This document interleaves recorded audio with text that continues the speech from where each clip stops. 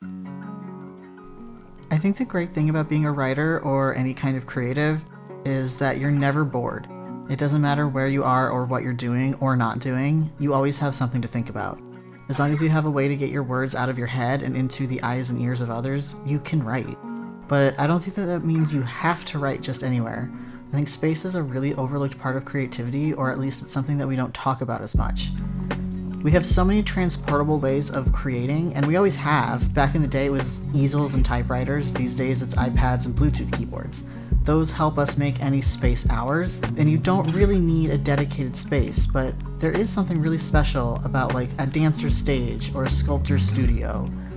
My own bedroom has to serve as so many spaces for me. I have a gaming setup, a streaming setup, a hilariously tiny bathroom, a sleeping area, the personal motivation corner as I like to call it, and finally my writing setup, right next to the bathroom for ants, but I'm the only one who uses that. So today I wanted to take you guys on a little tour of this space. To be honest, this setup isn't even done. There's this little spot right here that has a cart that I haven't figured out how to organize and is otherwise completely empty. I'd love to put a bookshelf in, but I don't really read physical books, so I'd end up filling it with more anime merch probably. Not that that's a bad idea really. Seeing other characters that I really love does fill me with the motivation to write my own and contribute to a vast creative world.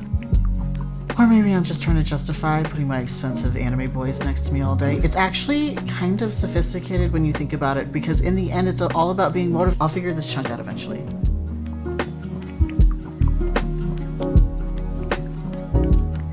The desk is just my laptop, which has a cute skin that I made myself on it, a pencil and pen cup, a coaster for water or coffee that's actually pretty inappropriate on the other side, some washi tape, and a lamp. The lamp doesn't really do much light-wise, it's just for decoration, but I do like to pick it up and pretend to write with it as a hilarious joke. I of course also have my keyboard and mouse, plus my wrist rests. I have a lot of wrist rests too, because carpal tunnel is a serious workplace injury here. I used to have this $100 Chromebook that could barely run Google Docs and Spotify at the same time, and that was all it had on it. That was the point, because I wanted no distractions from writing. Like, the point of it was to only be writing and have no chat, no social media, no games, nothing that could get into my headspace. But then I realized I was going to be needing some sophisticated software for upcoming projects, and I busted out my old 2014 MacBook Air. The thing is, it's also old enough that it can't run too much at once, but it can do a lot more than the Chromebook, so for now it's my writing computer. I also do have another charger in my desk drawer in case I ever need to take it on the go in my cute little Bunny Cave bag. Speaking of my desk drawer, here it is. It's just extra supplies like correction tapes that weren't the right color scheme, my dry erase notebook, my writing schedules folder, laptop case, some charging cables. It also has my famed dry erase index cards, which I still maintain, you can never have too many of. This drawer is basically just a junk drawer, and whenever I have something that I don't really know what to do with, I find a space in the drawer for it. I do have more supplies on that rolling cart I mentioned before, and while the cart is kind of just sitting there, those supplies are organized amongst themselves. I have a bag for wet erase markers, my dry erase markers bag, and my essential main supply bag. This has everything in it so that I can grab it if I have to write on the run and have all my tools. Colored pens, pastel highlighters, a collection of color Sharpies, washi tape, folder organization tabs, correction tape, a handful of random writing utensils, and of course the index cards. This bag actually has normal paper cards and my digital cards as well as the dry erase. The digital cards are these reusable cards that you use a special pen to write on, and then you take a picture and the app sends it directly to any variety of clouds. I've been thinking about making a video about all the supplies I use, so I'll go into more detail about those there if I ever do that. The last of my actual supplies are actually on the shelf above my laptop. This has binder rings, more correction tape, pencil sharpener, and the essentials like paper clips, binder clips, and push pins. I use most of these while I'm in the process of putting together a project binder, which I honestly haven't done in a long time. Most of my projects have been Patreon stuff, and that's all planned digitally, so I haven't really had a chance to use those. But don't worry, paper clips, I have a couple of things on the horizon for your comeback. Also, I use this notebook when I need to write something down immediately. It also has a few basic notes I can refer back to for my main projects, though I will never follow its advice.